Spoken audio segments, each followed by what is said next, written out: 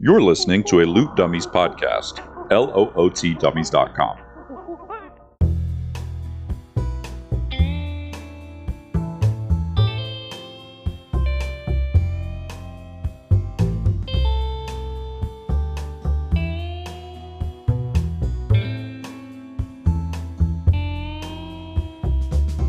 Venture into the Primal lands with your hosts, Brindlin Cornepheus, the fox and wizard of enchantment, and his trusty little mouse sidekick, Laurel, played by Sam.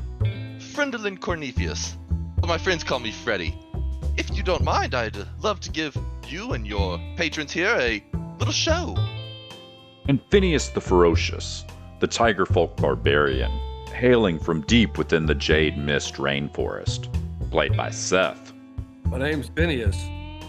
He knows how to kill people every way you can kill them, but he has no idea what anybody's talking about half the time. And finally, your host and dungeon master, Taylor.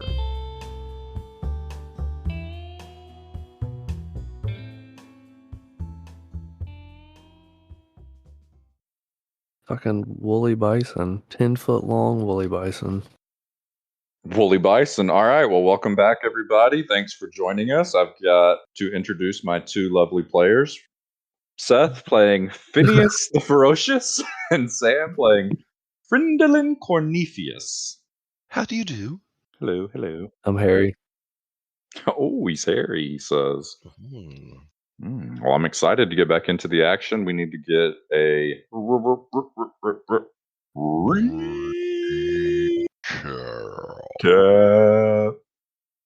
What the fuck? Is that me? That's your cue. Some time ago, that was really yesterday, our two adventurers got together with Kira and headed underwater, at which point they notice a ripple and deal with anglerfish eel creature thing next to some underwater ruins. Upon entering the underwater ruins, they see only the base of a statue with what appears to be offerings laid around the base of it. The style of the architecture is the same as the room where the duo fought the crystal golem previously. Finn sees the water ripple and he dives on it with his spear. The spear gets tugged on by a weird water creature and it pops up out of the water. At which point, the group goes into initiative as Freddy begins to shoot the water elemental with his crossbow, and then it immediately disappears. And this goes on for a little while as the water elemental disappears and reappears as the duo attempt to attack it. Does not get a single hit the entire fight. No, the water elemental does not get a single hit on any of our would-be heroes. We did the no-hit speed run. Yeah. No-hit speed run. As Freddy hits it with a shocking grasp, Finn gets a hit and just continues to create space. It keeps trying to attack, but it misses a 3-hit combo on Finn, and Finn just keeps smashing it and running.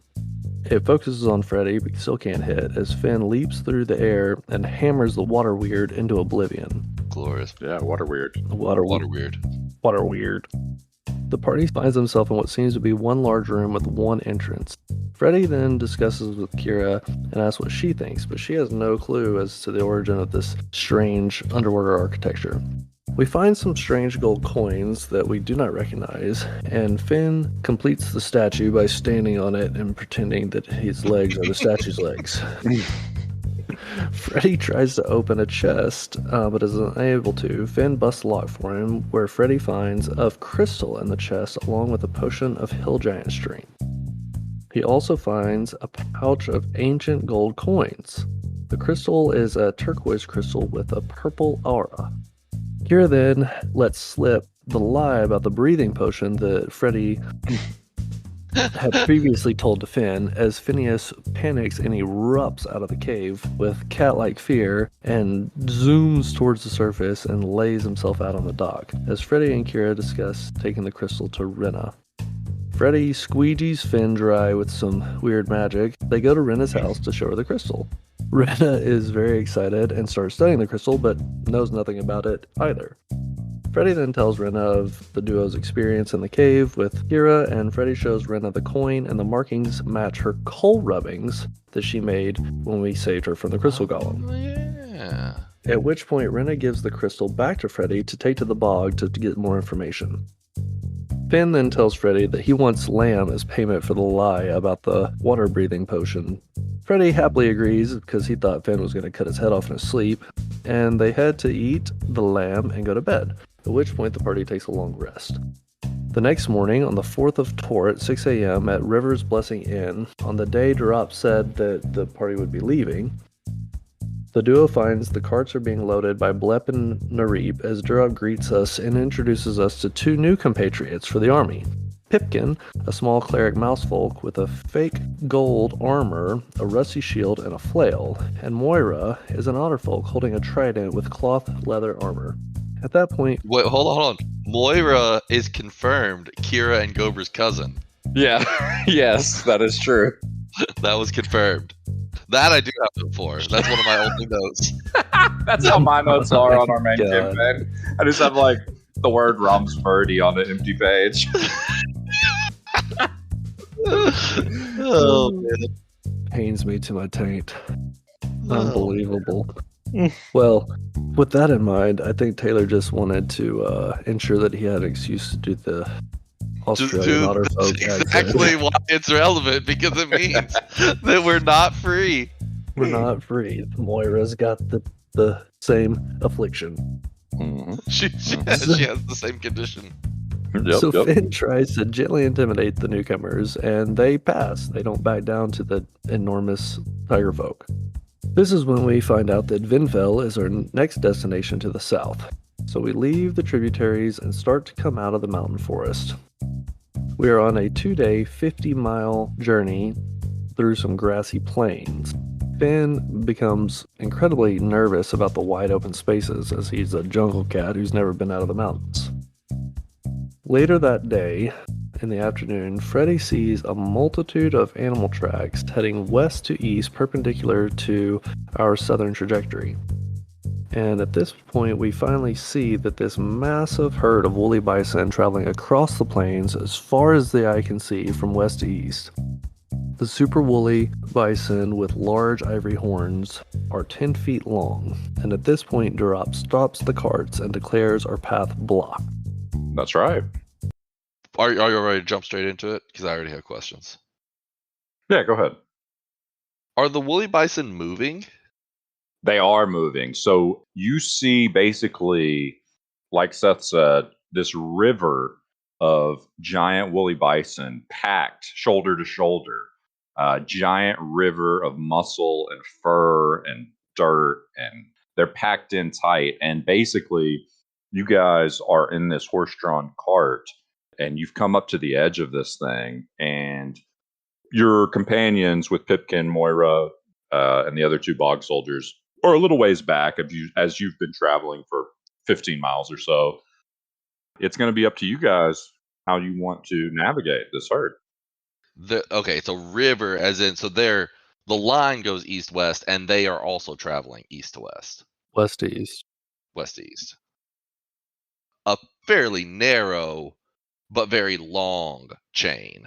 Correct. You can see on the other side of the herd, it's probably 100 feet or so across.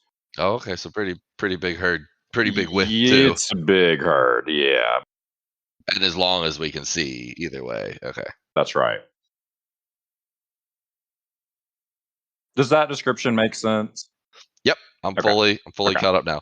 Okay. I think it was the minis facing us that threw me off. Yeah, Because yeah. I was like, so they're like shoulder to shoulder traveling as a wall? Like, are they gonna swarm over us? Are we about to be? Do we need to move? But we No, can they're just going. watch them. Yeah, We're they're safe. going perpendicular. following- Yep, exactly. And they're all following each other like ants. They're not like branching off. We're not worried they're gonna just come over and hit us. It looks like they're probably just like migrating, maybe Yeah. like a seasonal thing or something. Yeah, it's a situation to say the least. If we didn't have the cart, I feel like we'd have a lot more options. Having to figure out how to get the cart over is the challenge. I feel like this is one of those things that experienced D&D players like understand. This is XYZ mechanic, like a hex crawl or whatever. I have no fucking clue what to do except sit here and wait for all the bison to walk by. No, I don't know what the hell to do. I don't think that that's true what you said, because I basically made this scenario up out of thin air. Yeah. Okay. So basically, here's the goal. It's about 100 feet across this herd of bisons, and you've got to get your persons and your cart through, around, whatever. Around is really kind of out of the picture as far as just like waiting for it to pass, because you can't see how far it goes. I mean, you're on a schedule, you know. So you basically got to get through this shoulder to shoulder herd of bison. They don't seem angry or anything at the moment. Basically, you've got your skills on your character sheet. There is a way to get through with the skills that you have. That's what I'll tell you. So I just wanted to have this as kind of a creative puzzle. It's not like a rigid thing. It's the cart that makes it tricky, because if it's just people, I feel like it wouldn't be too bad. But figuring out, because like the cart, we can't just roll it up to them. Like, you know, it needs like a significant space to be able to cross. So that's the part I think we really got to figure out, is how we're going to get the cart across. So across, I keep saying across because in my dream world, one of us would be like a super druid and would just build a stone bridge over the bisons, and then we would just drive over them. Right. So Phineas is on top of the cart. Mm-hmm. He swings his head down and around to stick his nose in the window, and he goes, "Hey, Freddy, do you think those guys want to be friends?" Well, in my experience, a creature like that isn't much for conversation, if that's what you're asking. They tend to be pretty simple-minded. Freddy'll kind of hop off the cart and stretch his legs as he's looking out at this sea of bison. Oh, well, that's unfortunate. Well, give me a few minutes. I want to make them my friends. Be my So guest. Phineas sits down Indian style on top of the cart, and he puts his heel to heel. He's not Indian style. He's foot to foot. Lotus pose. Yeah. Lotus pose. He puts his hands across his chest, open palm on each shoulder. He just sits there and just kind of, his tail's flicking around, and he kind of rhythmically moves in a circular motion.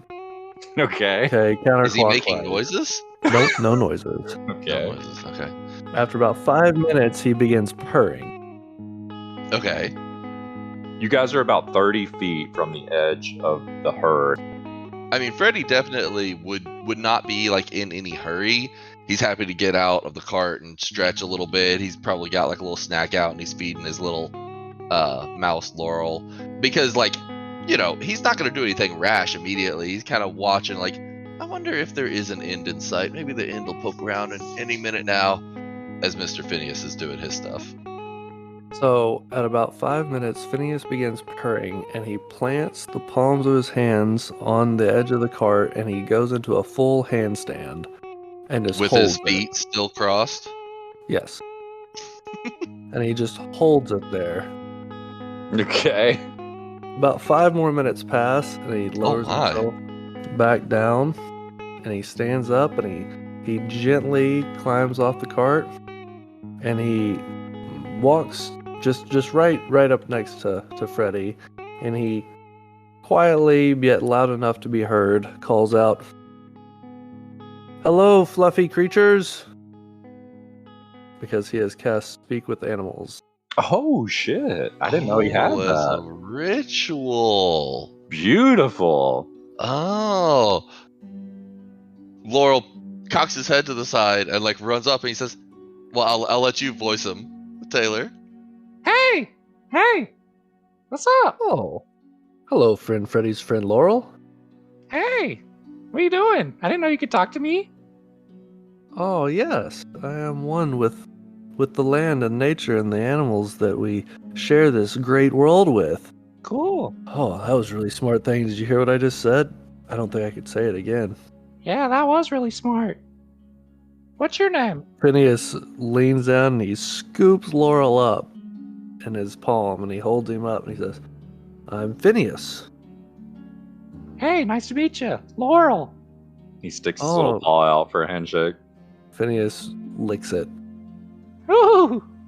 Freddy's eyes are silver dollars, and a little piece of cheese just drops out of his gaping mouth. You're just hearing. He wipes the slobber off his shirt. Phineas, are you talking to Laurel? Of course.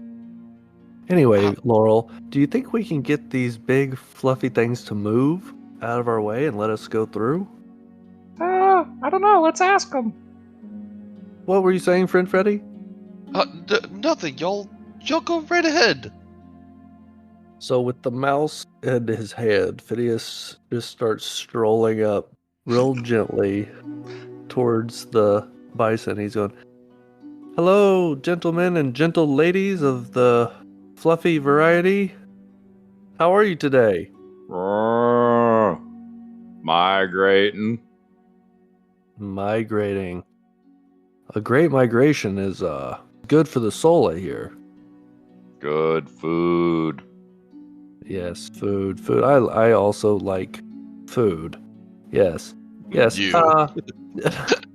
Would there be any chance that you'd let us bring our things through here and pass through your beautiful herd?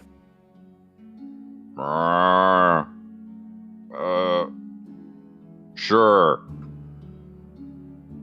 Bill, Joe, step aside. Make some room. Phineas just keeps strolling forward. Freddy runs back to the cart and hops back up on the thing and gets the reins. He says, best hold on back there. Isn't Drop in our cart? Yeah, drops with you. Phineas is just like, hello, Bill. Nice to meet you. I'm Phineas. Bill, hungry. Yes, very hungry. I totally understand. We'll be out of your way very soon. And Phineas just keeps on moving. He's totally forgot there's carts behind him. My friends will follow us. At this point, Freddy's cracked the reins and started. I assume that he's had to be like walking with them, so we'll have to like turn to kind of catch up to where they're at. Yeah. So you've got the cart moving that way? Yeah. I'm like moving up to be right next to Phineas.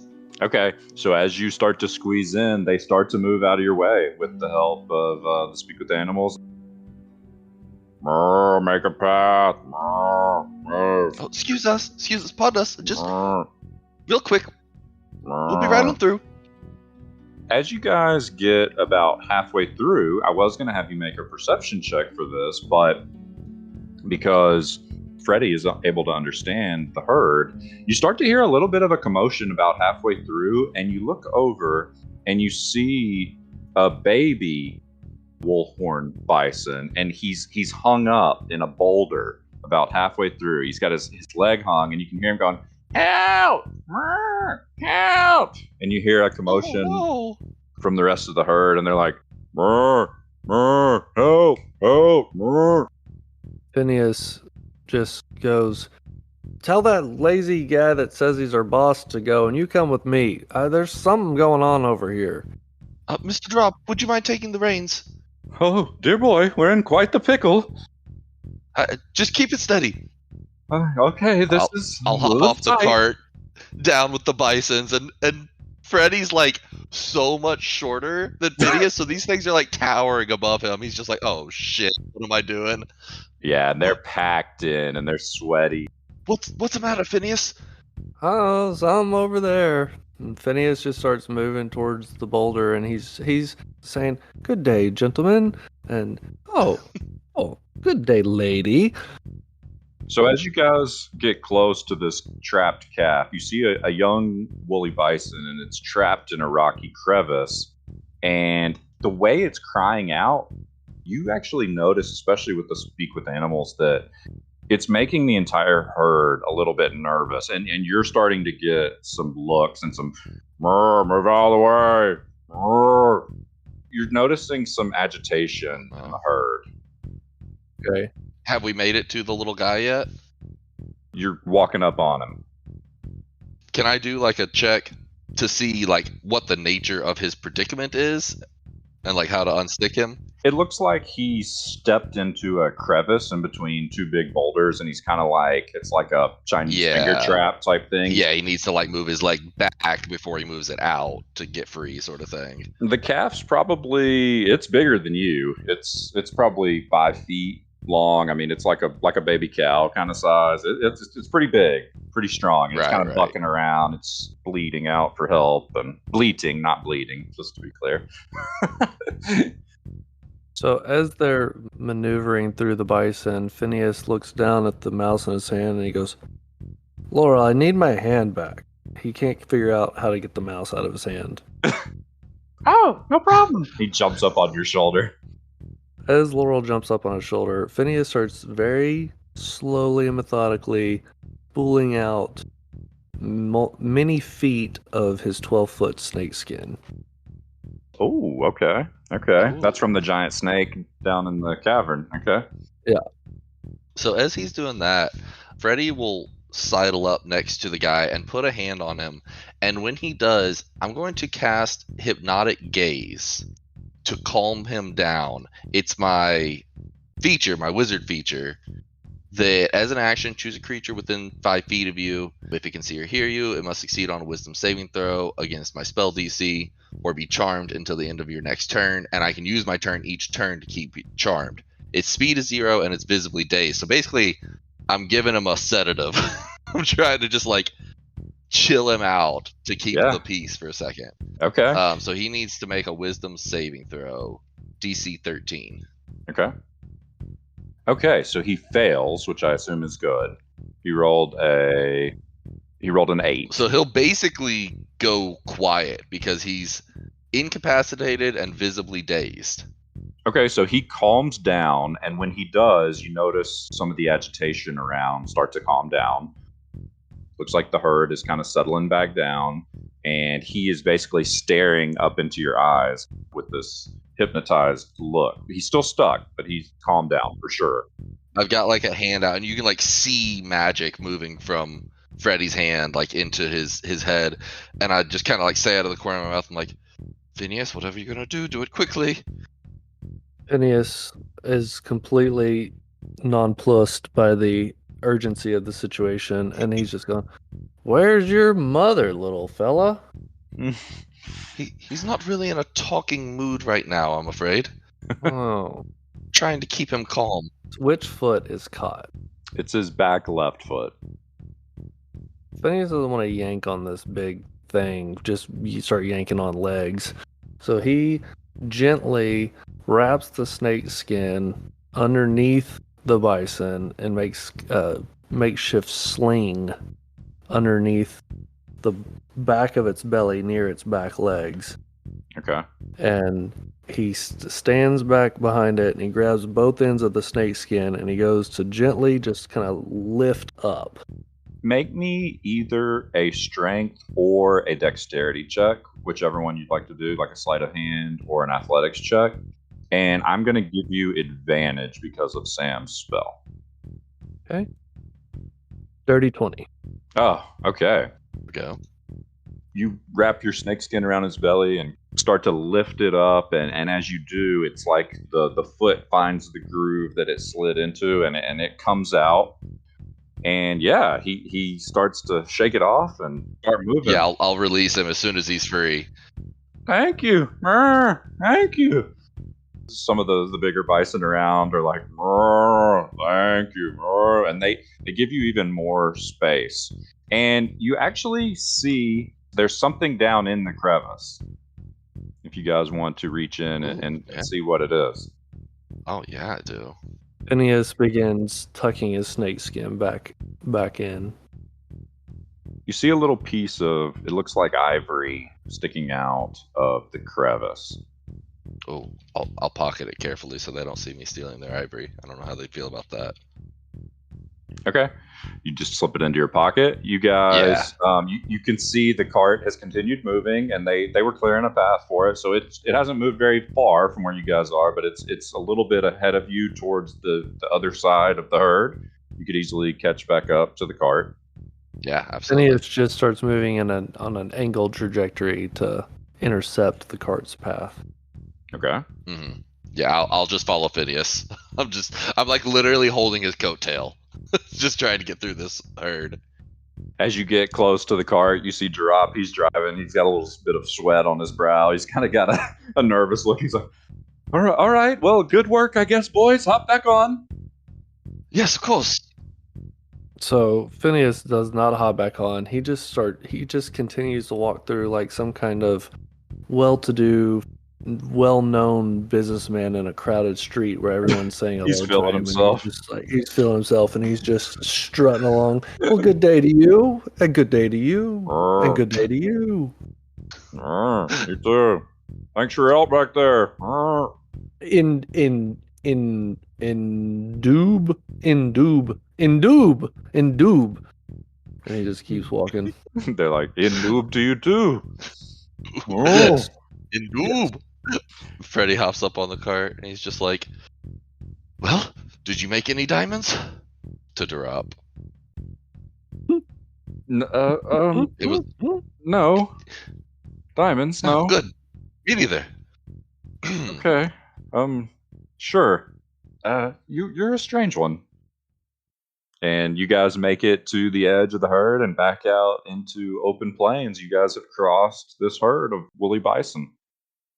Beautiful. Let's go. Freddy, if you reach into your pocket and pull out this Yeah. little What is trinket it? that you found, you actually found an item. It is a piece of ivory, no doubtedly carved from these woolly bison. It's got a leather string through it. It's like a long necklace basically, and it's carved in the shape of one of their horns, which is obviously much smaller. It's like a little 2-inch charm on this leather necklace. And this is a wool horn amulet. It's an ancient Ooh. trinket left behind probably by an old plains dwelling tribe, maybe herders of these beasts. Who knows how long this thing has been in that crevice, but this amulet allows the wearer to cast animal friendship once per day. Animal friendship. Mm. That was intense. I was having flashbacks to Thunder Goats. Oh my. Do you want it, Seth? I feel like Phineas might like a woolhorn amulet, be able to cast animal friendship with his speak with animals and like have a Speak whole with animals and be sense. yeah, kind of Yeah, enhance sure. that. Plus, it kind of fits his aesthetic too. It's leather, ivory. It's pretty cool. Heck yeah. Well done, guys. That was awesome. Hell yeah. Very well done. I like how you're like, I have no idea what to do. And then had like Have, the like, a best perfect freaking plan. solution. Yeah. Yeah, so if you guys didn't do like a speak with animals or something, basically you were going to have to do checks, like skill checks as you moved through, and then there's a chance To that they not would disturb them. stampede, and then you take some Mhm. damage. Yeah, it's a whole thing. So great job. Terrifying. Yeah, I was looking through my spells and I was like, every spell I could cast, even the non-damaging ones, would still piss them off and cause problems. Like none of them would have been something they would have enjoyed. Old Phineas. That was awesome. I didn't know you had that spell. Is that a Tiger Folk thing? It might be part of the barbarian thing. It's under my barbarian features. Gotcha. Spirit Seeker Cool. from Path of the Totem Warrior, maybe? I'm not sure what you get that from. At 3rd level, when you adopt this path, you gain the ability to cast. Yeah, so it's the path that I chose, which is the Path of the Totem Warrior, which also gave me the Eagle Totem Spirit. While raging, other creatures have disadvantage on opportunity attack rolls against you, and you can use the dash action as a bonus action on your turn. Hell yeah, brother. Hell yeah, brother. All right, so you guys make it past the herd of woolly bison, and you continue to travel another 10 miles or so. and reach the end of this hex and make it through another full day of travel. Nothing else happens that day. And y'all start to make camp for the night. Your other Hell yeah. cart catches up with you with your two new recruits, Pipkin and Moira, and Blep and Nareeb. And you guys start to make a pretty big camp with the 6 of you Right. guys. So no, 7 of you guys. 2 wagons, 7 people. That's a right crew. You got a party going. Get a big ass fire going. That's right. So you guys start to make a big fire and settle down for the night. So if y'all want to do anything for the night, you can. Otherwise, you are going to get a long rest.